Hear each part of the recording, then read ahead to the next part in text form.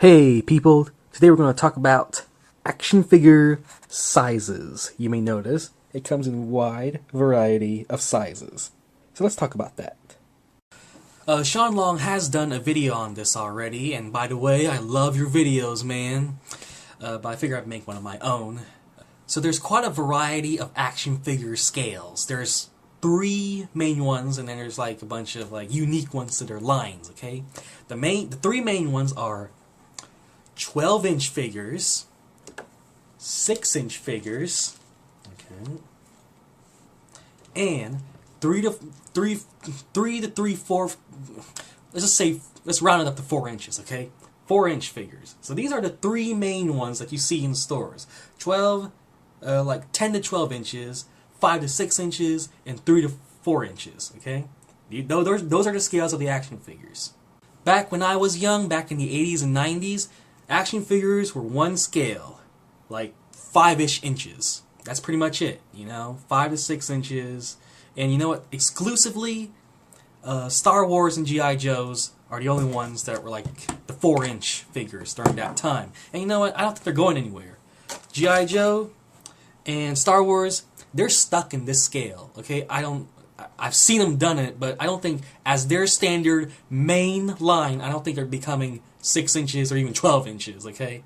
I think the 3/4 inch, 4-inch figures are their main ones, and they're not going anywhere, okay? Just because they have so many play sets, so many vehicles, they're not changing at all, okay?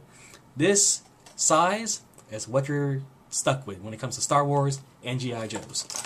These days, you have a choice. Let's take, like, the Marvel figures, for instance. If you want a 12-inch Iron Man, you can go to the store and get one, And if you want an Iron Man figure that's 6 inches, like this, War Machine, it's available. It's the Marvel Legends line, okay?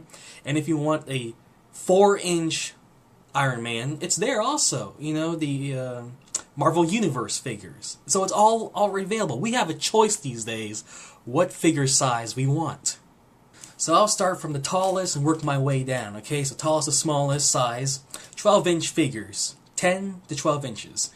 They're the biggest, they're the most expensive, they take up the most space, so I don't collect them, okay? The space between my shelves, they're just not tall enough to hold them. Just the space. And that goes for the same for the DVDs, too. There are some DVD sets that are really tall. The Seinfeld refrigerator, for example. I want it, but I wouldn't know where to put it, And they're beautiful. I don't know. And you know what? 12-inch figures remind me of Barbies. Okay? That's the truth. They're pretty much the same size as Barbies to a degree, right?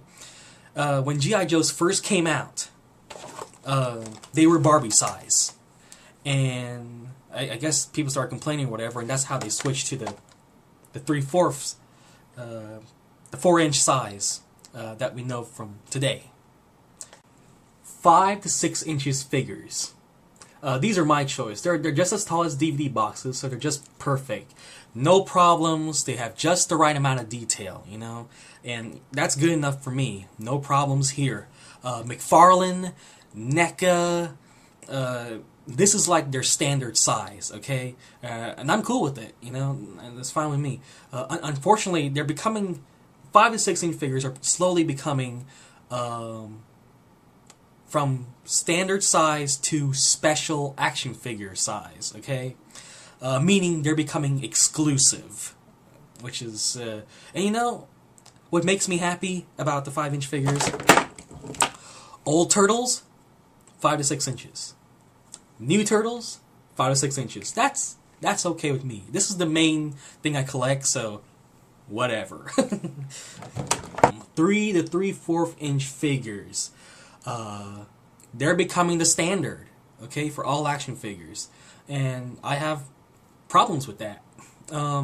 Star Wars and G.I. Joe, that's fine, but I'm starting to notice that everyone is doing this, okay? Everyone's doing this scale. Marvel characters, DC characters, Power Rangers, Tron, like all the new movies that are coming out, Indiana Jones, whatever. You know what? Power Rangers, for 10-ish years, they were this size. And you know what they're becoming now? So when you put it on the shelves, it just doesn't look right, you know? And I heard that the new series is going back to this size, you know? It has this size available, okay? But you know what? The main series, their main line is this size, the 3 3/4 inch, and that goes for this and many others, okay? Many other movies and TV shows and stuff like that. They're sticking to this size right here. Marvel Universe and Infinite Heroes, DC Infinite Heroes, 4 inches, okay? And you know what? The details aren't that impressive compared to the 6-inch figures. They have small parts, small accessories, so a child can swallow them easily. I don't like it, but you know what? If they're sticking to this, I'm fine with it. You know, I'm fine with it. I'll collect toys no matter what. Here's why I think it's becoming the standard: the 4-inch figures. It's small and therefore cheap to produce. You know, I mean, in our world today, in our economy, you know, can you blame them? You know, the toy companies, the plastic, the machinery, the paintwork on a smaller figure. You know, all this is very expensive. You know, so of course they're going to stick to the smaller size. And you know, another thing about those 4-inch figures, their size, they can actually pass for McDonald's toys. I mean, you've seen my Alvin and Chipmunks review, right? And the Simpson toys and the Shrek toys recently. Have you looked at the detail? It's going to be a sad day when those cheap fast food toys, which you can actually buy for like $2, by the way, alone, are actually better than those you see for $7 at the store. Okay, so what toy lines are unique? You know, have different sizes. Well, Transformers have a variety of sizes, and you know what? In the Transformers universe, that's okay, because we have this size, you know, really tiny, and then we got the Deluxe, and then we got the Voyagers, you know? So they come in a variety of sizes. And, you know, beyond Voyagers, we got the big macho stuff. You know, we got the big ones. So, in the Transformers universe, it's okay to have a variety of sizes. Okay? There is no one standard. I mean, it seems like the Deluxe figures are the main ones, but if you're a real collector, you collect the Voyagers and all the other ones. But, you know, in the Transformers universe, there are Transformers that are like the size of planets, bigger than planets even. They're like Unicron, for example, is a giant Transformer. He's huge and he eats planets. I mean, that's so who. And we have mini-cons, so it's okay. It's okay to have different sizes in the Transformers world.